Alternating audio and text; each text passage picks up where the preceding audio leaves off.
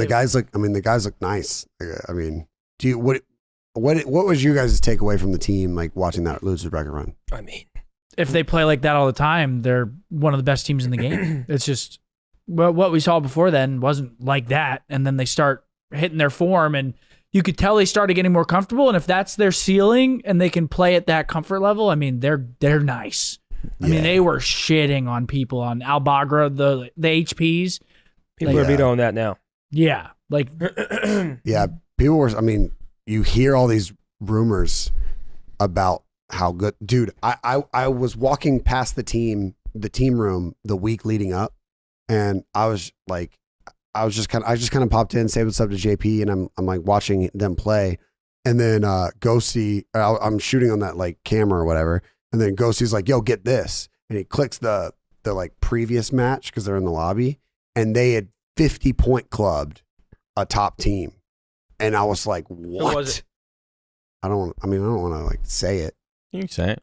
NYSL. They fucking pissed on top team. They've been getting fucking they've been getting butchered up. That is true. Well, I didn't know that at the time. They're on thin ice. they were on thin ice yesterday on the breakdown. They're on thin ice. But I didn't know that at the time. So I was just like, what the fuck? Wow, they're still a great hardpoint team. Yeah. And Yeah, no, they are. I was like, 50-point club. That's insane. But I mean, I just know scrims, like you can have teams that are, I mean, Chicago, OpTic Chicago is really good in scrims.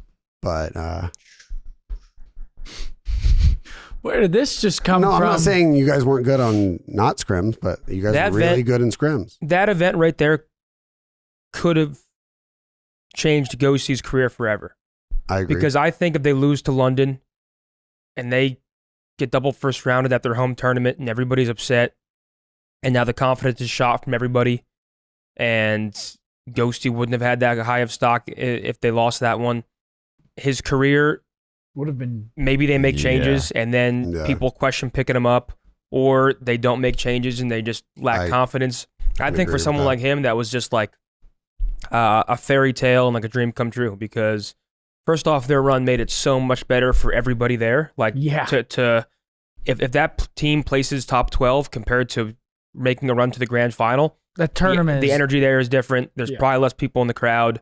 There's less. We are not setting the viewership record for the CDL if they get knocked out early. So, I mean, that is the best example that you'll see of flow state. A team getting better and better match by match, gaining momentum and confidence. And I will always die on the hill that like all it takes is literally one game on LAN to propel a team to a completely different team. Because all it is like a mental game and confidence. That's all it is.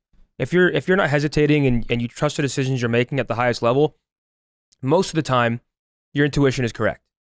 But it's when you lack the confidence and you start overthinking everything, and you're that, even being a millisecond behind the pace you should be playing at will cause you to lose. So, I mean, that was just a masterclass. It was so fucking close, man. So close. Yeah, it was insane. It was a joy to watch. I mean, obviously we wish they would have won in the end, but I mean, just that run was it was something magical. Something there was fucking magic. Pressure on Ghosty. Oh yeah.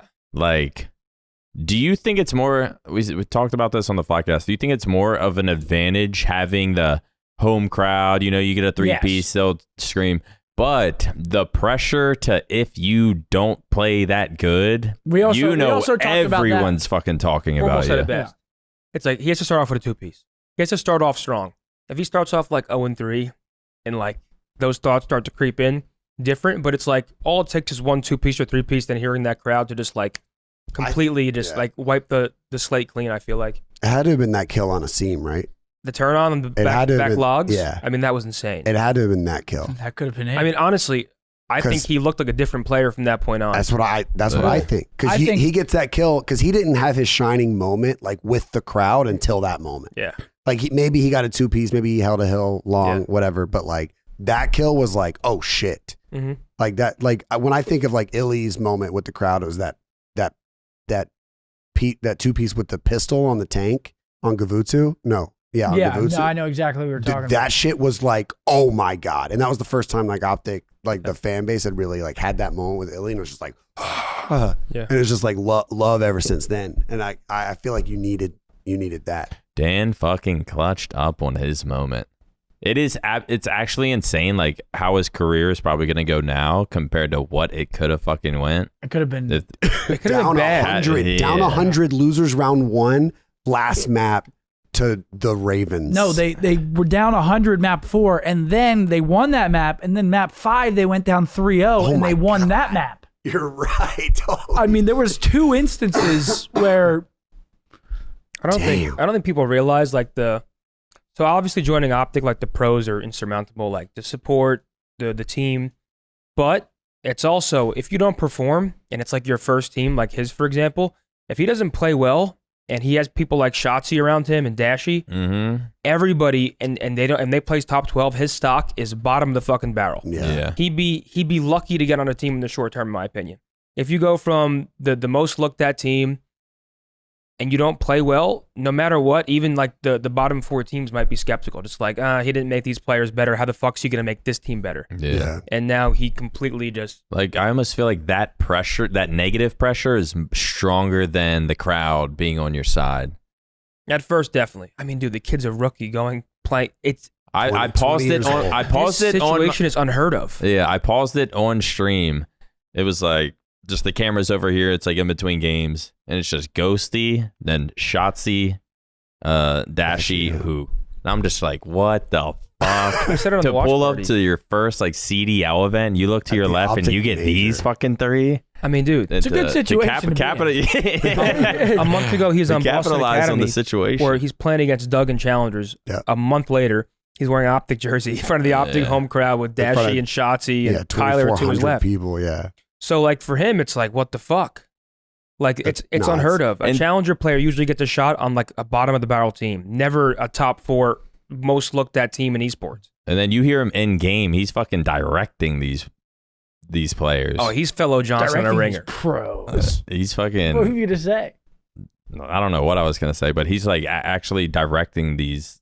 like top tier players, and it's like this fucking. He's coming from challengers with Doug Sensor Martin. Now he's telling Shotzi against FaZe. Yeah, like, against FaZe. Give that up. Let Bruce take it. You know what I mean? Like, like, that's crazy. Dash, you get out of hell. I got it. All right, Dan. Okay, I'll get out. All right, Dan.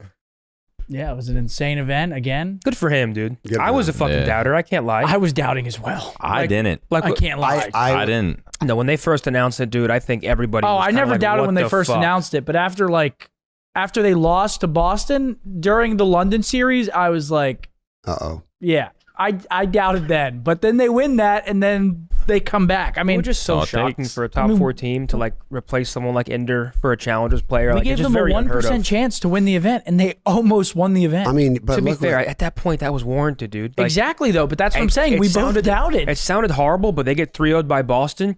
yeah. And like that team that we saw Thursday is not the team we saw on Sunday. Gotta call it how it is. Saturday. Like at all. Like or Saturday. Like not even remote. Yeah, exactly. Like there's they not looked even great remotely Saturday, close. Yeah, Night and day difference. I agree. I mean, Yeah, that's we talked about it a little bit in the Flycast too. It was like it was definitely even from like a.